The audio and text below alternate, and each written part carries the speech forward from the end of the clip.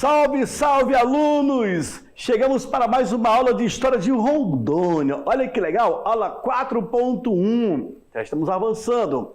Rondônia é um estado muito bonito, rico em história principalmente. Por que eu falo isso? Porque desde 1872 já começaram aí as primeiras tentativas da construção da estrada de ferro Madureira-Mamoré. Que acaba entrando no século XX, a partir de 1907, a May J. Randolph, que concluía a Madureira-Mamoré em 1912. Mas, quando é criado o Território Federal do Guaporé, em 1943, nós pegamos parte do território de Mato Grosso e parte do território do Amazonas. É criado, então, o Território Federal do Guaporé. Ah, garoto, e nisso, o que vai acontecer? Vem parte desse território do Mato Grosso um presente para nós. Sabe o quê? O Real Forte Príncipe da Beira. Uma das construções mais emblemáticas das Américas. E é sobre ele que irei falar na aula de hoje. Tá certo? Então, joga na tela, olha a aula que nós temos pela frente. Aula 4.1. Irei falar sobre a construção do Real Forte Príncipe da Beira. Todo o seu projeto de proteção naquela área de fronteira, como foi que se deu a construção em si, a obra, a mão de obra para essa construção e irei falar também sobre algumas curiosidades a respeito do Forte Príncipe. Bom, eu começo então aqui com a proteção das fronteiras. E essa imagem é muito bonita. Produtor, me joga na imagem. Isso, cadê? Ah, apareceu. Pode abrir para mim aqui. Eu quero ela bem grande, bem grande. Eu quero ficar, olha só. Enquanto o produtor joga a nossa imagem bem grande aí na tela, o que dá para perceber? Isso, meu garoto. Agora só está faltando eu aqui, né? Eu consigo, não? Não consigo. Então, isso, tá bom. A onça pintada é a que mais representa a floresta amazônica. Um mamífero de grande porte, selvagem, o grande símbolo da nossa floresta. Aqui em cima eu tenho o guerreiro de selva, um militar do nosso exército, da 17ª Brigada. Lá em cima eu tenho o nosso helicóptero que faz a vigilância da Amazônia. E, claro, a floresta nesse cenário. E atrás nós temos quem? Nós temos ele, o majestoso Real Forte Príncipe da Beira. Então, é uma junção de imagens que criou essa imagem emblemática que fala sobre o forte. E um detalhe, né? O sol ali, ó, o relâmpago, ao mesmo tempo, o tempo. E aqui em cima, ó, nós temos a logomarca da 12ª Brigada. Então, essa imagem aqui é de um sargento do Exército Brasileiro, aqui da 17ª. Eu acabei esquecendo o nome dele, um amigo meu acabou cedendo essa imagem e aí eu coloquei a fonte, Exército Brasileiro. E é sobre essa obra aqui que nós iremos falar na aula de hoje, tá bom? Tem muito assunto, eu penso que o tempo é muito curto, porque ainda temos também um vídeo que vocês irão perceber, tá bom? Continua na tela, vamos lá então. Vejamos, os conflitos europeus pela conquista ou pela manutenção de mercado do além-mar, principalmente na Guerra dos 7 Anos, momento em que as competições coloniais foram então levadas ao clímax, quem fala isso é Novaes, conduziram Portugal a uma necessidade de aumento sensível na capacidade defensiva de seus domínios na América. E diga-se de passagem, o Brasil. Porque em 1775 já era Brasil, mas era colônia portuguesa, tá certo? Uma série de medidas foram implementadas para aumentar a capacidade defensiva de Portugal na América. Entre elas, a elevação de Mato Grosso. Isso nós já trabalhamos lá atrás também em uma aula. Mato Grosso se torna capitania no ano de 1748. Vila Bela da Santíssima Trindade, que é a capital de Mato Grosso, ela se torna capital em 1752. Tá? Primeiramente, Mato Grosso é levado ao estágio de capitania no ano de 1748. Tá? A capital dessa capitania é Vila Bela, que se deu em 1752, ou seja, 6 anos depois, né? 4 anos depois. Mesmo antes do Tratado de Madrid, que é de 1750. E a transferência, em 1703, da capital do Brasil para o Rio de Janeiro, mais próximos às regiões auríferas. A primeira capital do Brasil foi a Bahia.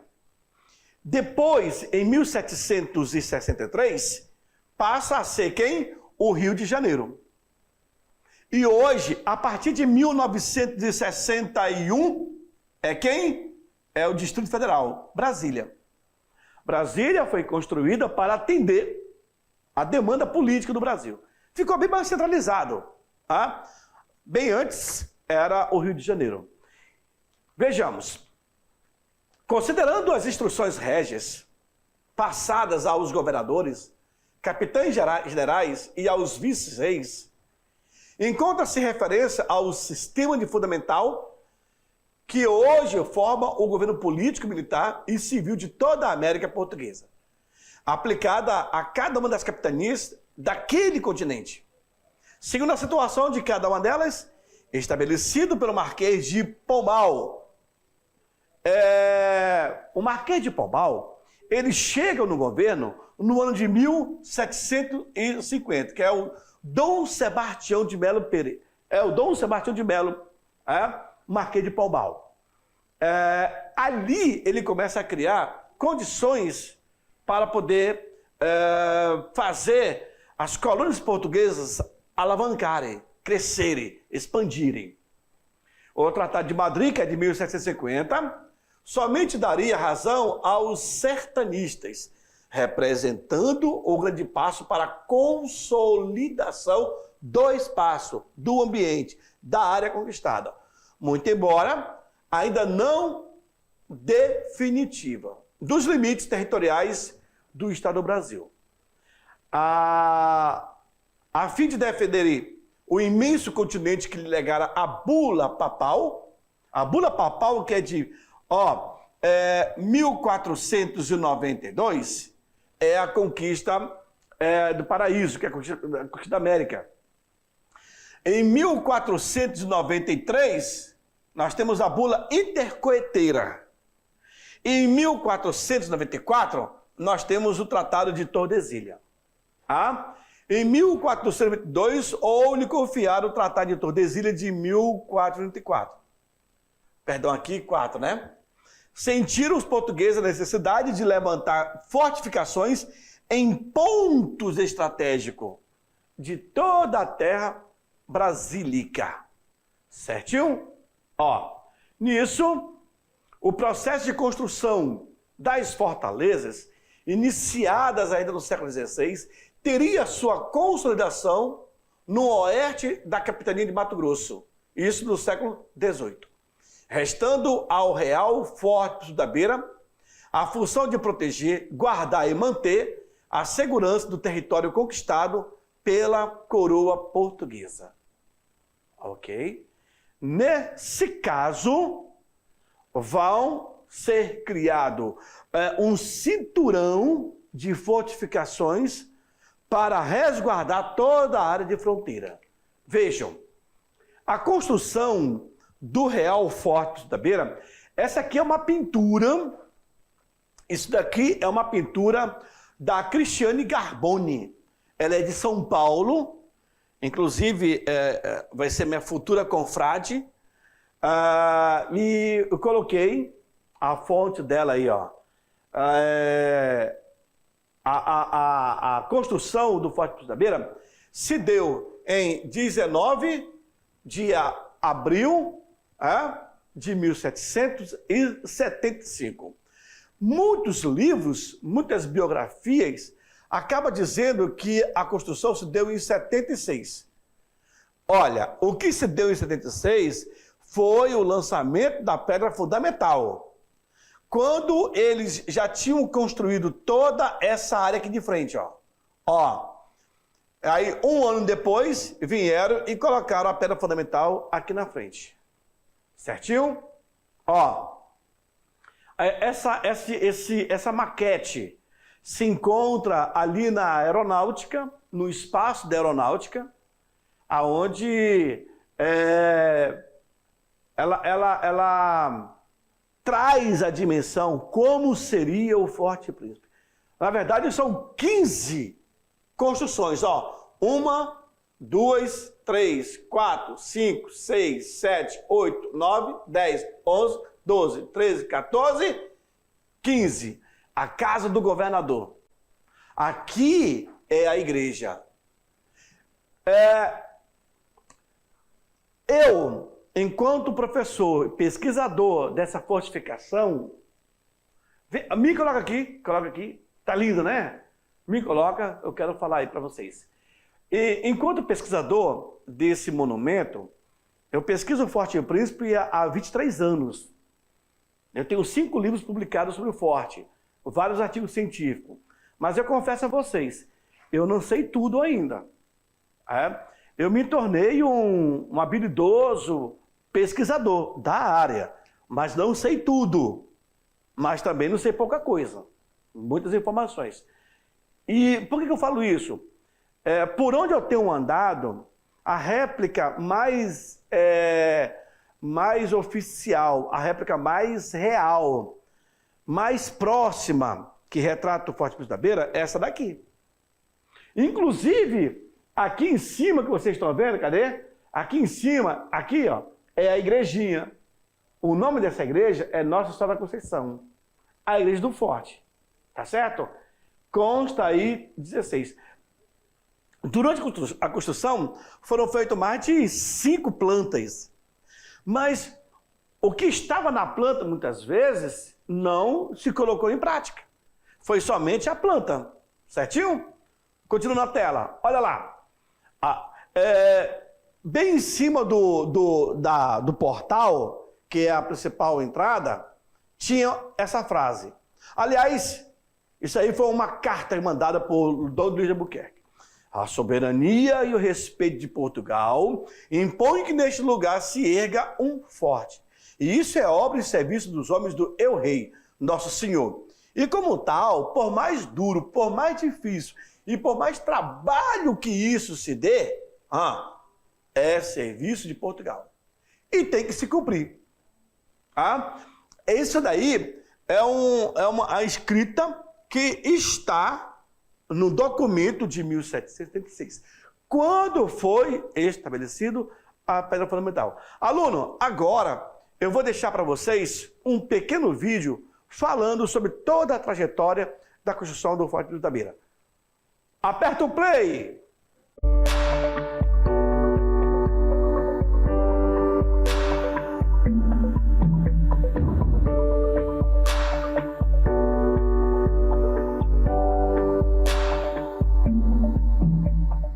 O Real Forte Príncipe da Beira é um quadrante de 970 metros de perímetros. Lembrando que suas muralhas medem 7 metros e 20 centímetros de altura. O portal, ele mede 10 metros de altura.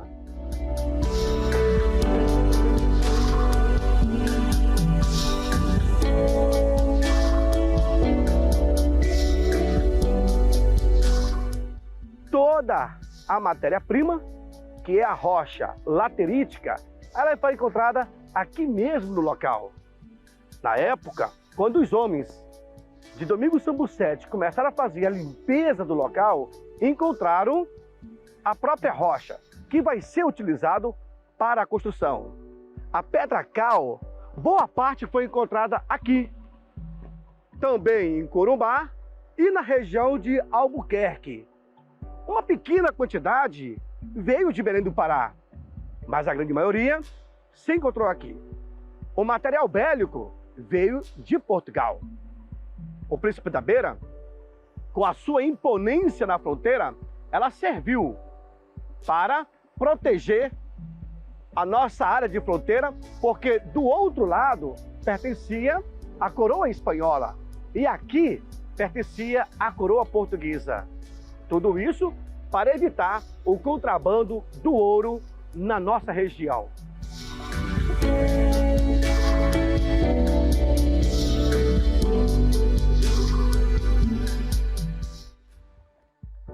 O processo de construção do Real Forte Príncipe da Beira se deu no dia 19 de abril de 1775. E o seu processo de conclusão parcial se deu no dia 20 de agosto de 1783, tendo como seu engenheiro Domingos Sambucetti, que inclusive vai morrer aqui no local de malária entre os meses de janeiro a setembro de 1777, sendo substituído pelo sargento-mor Ricardo Franco de Almeida Serra.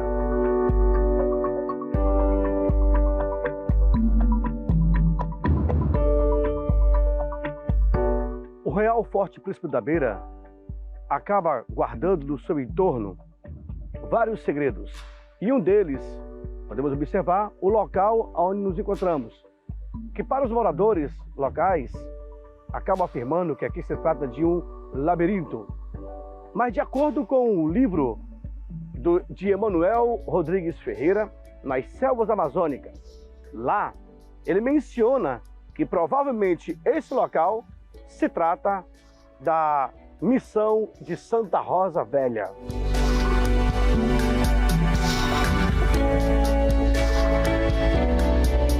Estamos aqui no paiol da Fortaleza Príncipe da Beira. Estando aí uma distância aproximadamente de 1,5 km da grandiosa fortaleza, eu quero lembrar você que para a construção do Forte Príncipe, tivemos aí a participação de 200 artífices e, além do mais de 1.000 outros trabalhadores. Então podemos contar aí com os portugueses, os índios e também os escravos, que ajudaram a construir a nossa história. A Fortaleza Príncipe da Beira, ela caiu no esquecimento, assim também como o seu paiol está gritando por socorro, estando aí de forma abandonada, cercado pela floresta que está lhe consumindo aos poucos.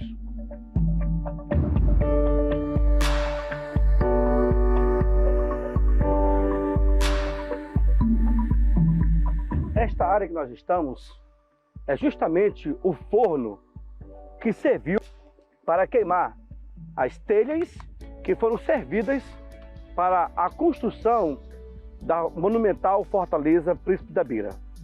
Aqui, essa estrutura, ela mede um diâmetro de 4 metros aproximadamente. E justamente aqui foram queimadas para mais de 11.000 telhas, conforme os relatos que se encontram nas cartas do século XVIII, hoje estando em Mato Grosso e no Rio de Janeiro. Toda essa estrutura, ao observar a cor avermelhada da rocha, se dá, de fato, pela abundância da rocha laterítica que se encontra aqui no local. Em 1742, Manuel Félix de Lima, desobedecendo a carta régia da coroa portuguesa, ele resolve descer através do Tietê, Rio Paranaguá, pega o Rio Guaporé, Mamoré, Madeira, até chegar em Belém. Ele quis provar para a coroa que era viável fazer comércio através dos rios.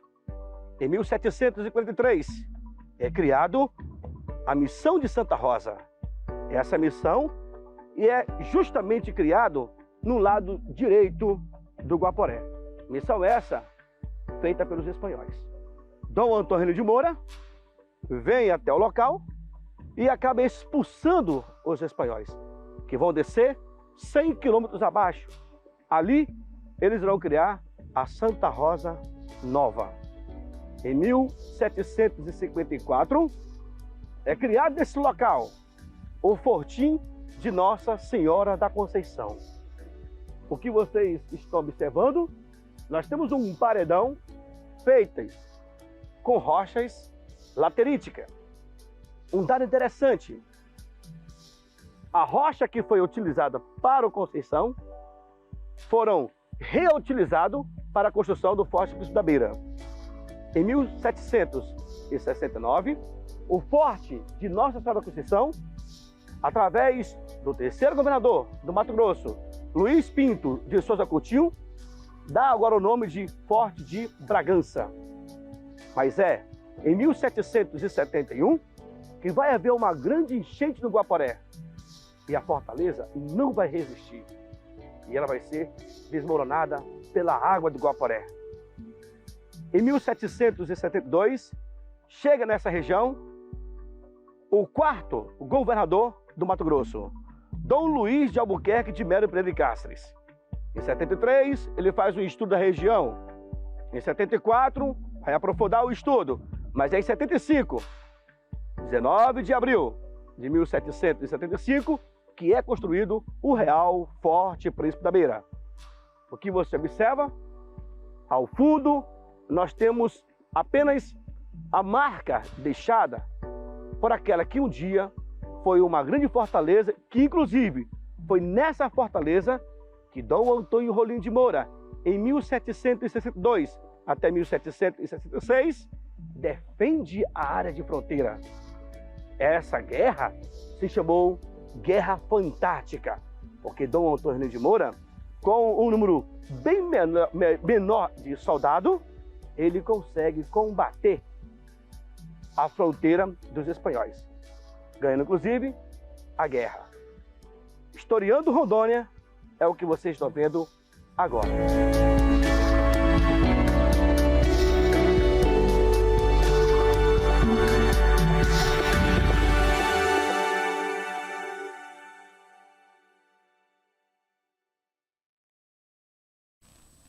É isso aí, meus queridos. Eu espero que vocês tenham entendido o passo a passo dessa construção, todo o processo que levou à fixação dos portugueses na área de fronteira e para a construção do Forte Príncipe da Beira. Muito bem explicado aí pelo soldado do Forte, o professor Ismar, tá bom? Seguimos então no quadro. Joga pro quadro aí. Isso. Vejamos que as bases da construção do Príncipe da Beira são as mesmas aplicadas ao plano do Forte de São José do Macapá, subscrito por Henrique Galúcio. Vejam que o Príncipe da Beira com o São José do Macapá tem uma semelhança visível. O Príncipe da Beira parece imitar o modelo do Forte de São José. E, na verdade, Emanuel Pontes Pinto, no livro dele, em 89, na página 41, ele menciona isso, ele fala assim, ele não tinha certeza se o Príncipe da Beira era semelhante, parecia que era. Enfim, nas minhas pesquisas eu comprovei que é, sim, semelhante. O Príncipe da Beira era para ter isso daqui, ó, também. Só que não teve tempo de ser concluído. Aí é uma área de proteção, inclusive. Tem até o nome desse pequeno monte. Isso aqui no Príncipe da Beira. Mas em questão de ser abaluartado, na mesma estrutura, só que o Príncipe da Beira tem 15 residências. Esse aqui tem menos. Ó, tem a igrejinha, 1, 2, 3, 4, 5, 6, 7, 8. Apenas 8 residências. Mas é idêntico. O Príncipe da Beira, ele é irmão do São José do Macapá. Só que o São José é menor e o Príncipe é maior. Ó, a mesma entrada. Aqui seria uma ponte levadiça, o nosso Príncipe da Beira. Mas não foi para frente. Por isso que eu digo, o que se teve na planta original não se colocou na prática. Tá certo? Vejamos. Os preparativos para a construção da fortaleza se deu então no dia 19 de abril de 75. Após um ano, vai ser lançada a pedra fundamental. Por quem? Por esse cara aqui, ó. Dom Luiz de Albuquerque de Melo Pereira de Cáceres, que era o quarto governador da capitania de Mato Grosso. Lembra aí, ó? 1775. A capitania de Mato Grosso é criada em 1748. A capital da capitania foi criada em 52. Viu aí? 20 e poucos anos depois, é criado o Príncipe da Beira. Vai ser erguido no lado direito do Guaporé. Por que o direito? É conforme a correnteza avança. O forte foi concluído em agosto de 1700, aliás, parte dele foi concluído, né? Em 1783, sendo seu primeiro comandante o capitão de dragões José de Melo da Silva Vilhena, que foi exilado em Mato Grosso e ocupou o forte com a guarnição do Fortim de Conceição. A imagem que vocês estão vendo aqui, essa imagem é do JCC, João Carlos de Carvalho, tá? O João Carlos de Carvalho, ou José Carlos de Carvalho, José Carlos de Carvalho, ele vai chegar no Príncipe da Beira, se não me falha a memória, em 1903. É esse almirante, José Carlos de Carvalho, é ele que vai descobrir o Forte Príncipe. O Marechal Rondon vai chegar em 1919. Então, quando eles chegaram, encontraram o forte assim, ó. Inclusive com a cobertura. Tinha o telhado, boa parte tinha o telhado. Olha essa imagem. Eles carregando, levando um canhão Armstrong. A mão de obra para a construção contou, então, com a mão de obra de negros escravizados, contou com a mão de obra de índios e de portugueses. Portugueses militares, tá? Por isso aqui, ó. O conjunto de fortificações que foram implantados pela coroa para balizar as linhas divisórias procurou manter a segurança da colônia portuguesa na América do Sul, sendo erguido com os esforços e resistências de seus principais colaboradores, que vai falar que é o negro e o índio. A mão de obra especializada já era um problema muito sério naquela época. Mais de 200 pedreiros, carpinteiros e artífices trabalharam na construção do Real Forte Príncipe da Beira. Nessa obra foram trazidos aí, eles vieram de Belém do Pará e do Rio de Janeiro. E um detalhe, tiveram mais de 1.000 negros que participaram da construção. Mais de 1.000 escravos. Quando se fala artífice, é o cara que é habilidoso em como facear uma rocha ou uma pedra, como lapidar essa pedra. Cara, esses camaradas aqui eram feras. 200 pedreiros no linguajar da Constituição Civil, fala assim, era colher inteira. Porque também tem pedreiro meia colher. O cara que não é tão habilidoso. Mas isso aí eram bem habilidosos. O engenheiro da obra foi Domingos Sambucetti. Não é esse cara aqui não, tá? O primeiro engenheiro foi Domingos Sambucetti, o mesmo que fez o Forte São José do Macapá. E o Domingos Sambucetti, ele vai desaparecer das correspondências entre os meses de janeiro a setembro. Só que nas correspondências do século XVIII, lá menciona que o engenheiro teria morrido de malária no ano de 1777. Aí ele vai ser substituído pelo capitão de engenharia, esse fera aqui, ó. Ricardo Franco de Almeida Serra, é ele que vai concluir o Forte Príncipe da Beira. Tá bom? Bom, essa é uma foto no qual se encontra no meu livro, Sentinela Avançada. Aqui é uma foto que foi tirada pelo Christian, que trabalhava na SECOM do Estado.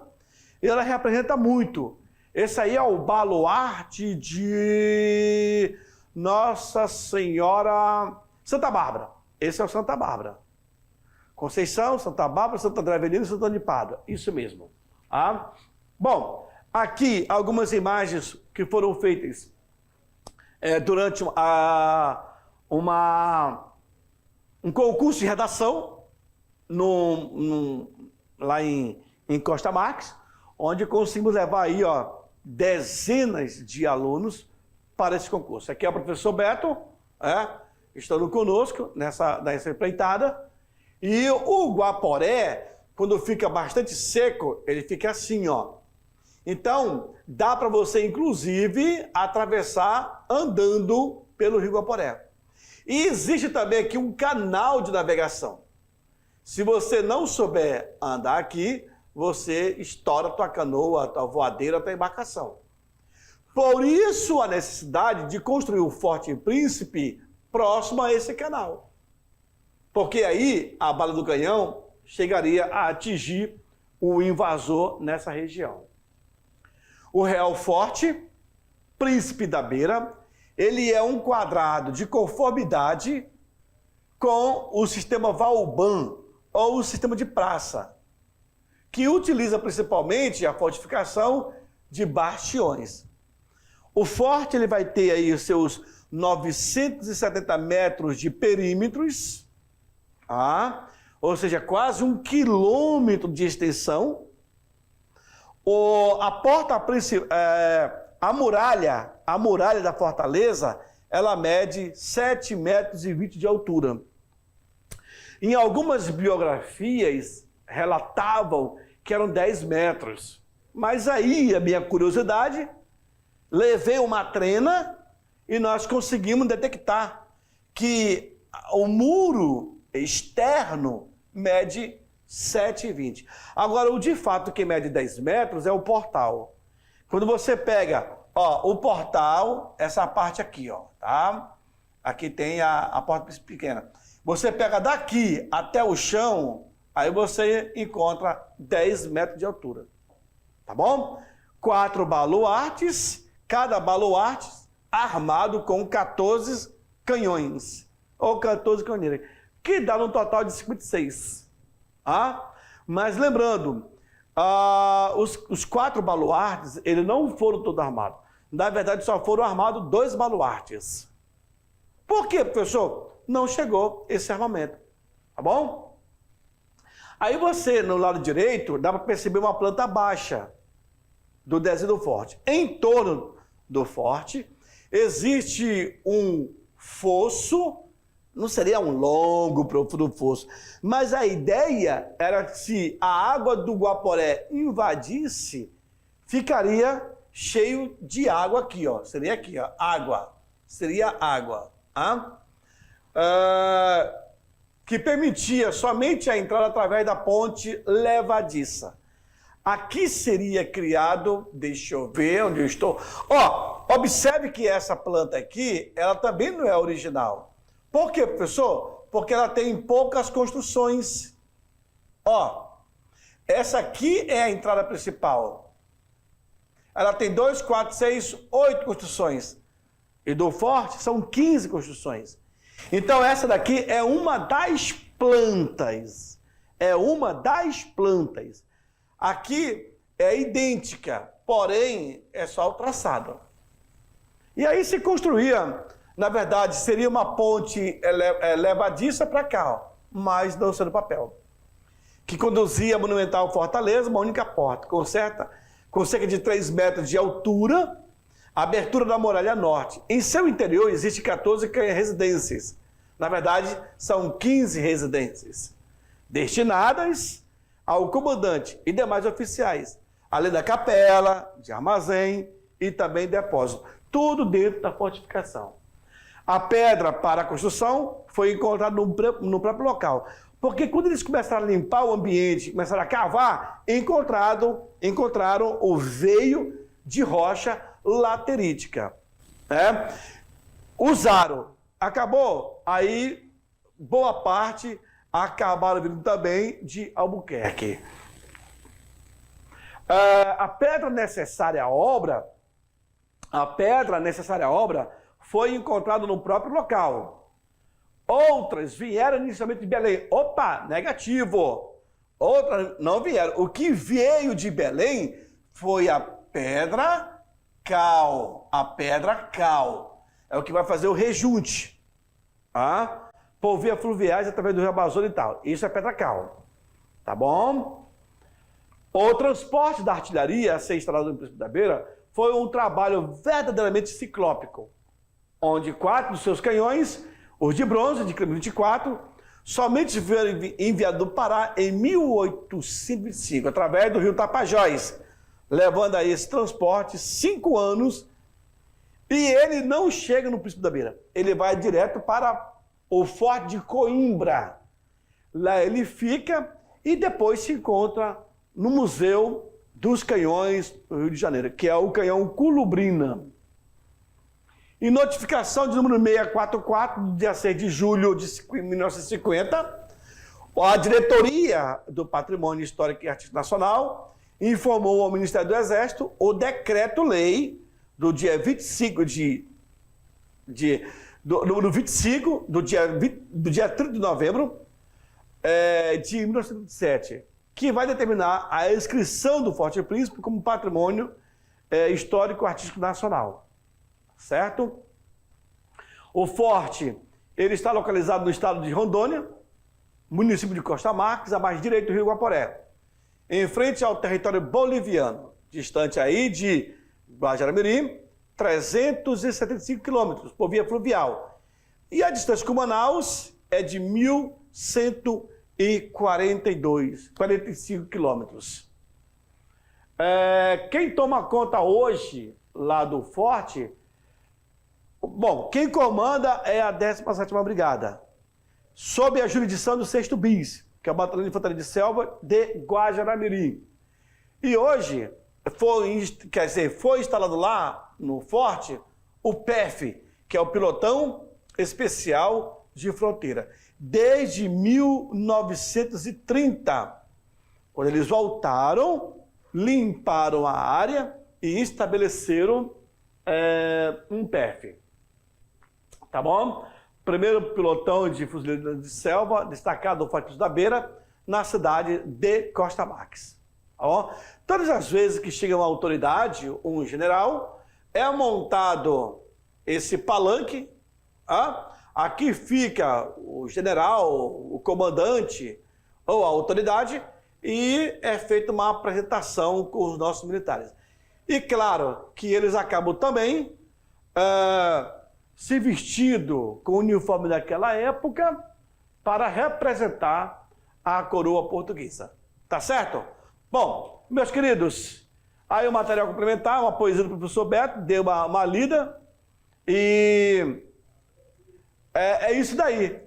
Essa foi a nossa aula, mas não sai daí não. Sabe por quê? Porque daqui a pouco eu estou voltando para poder fazer aquela revisão de 5 minutos com vocês. É muito rápido. E já estou de volta. Tchau, tchau.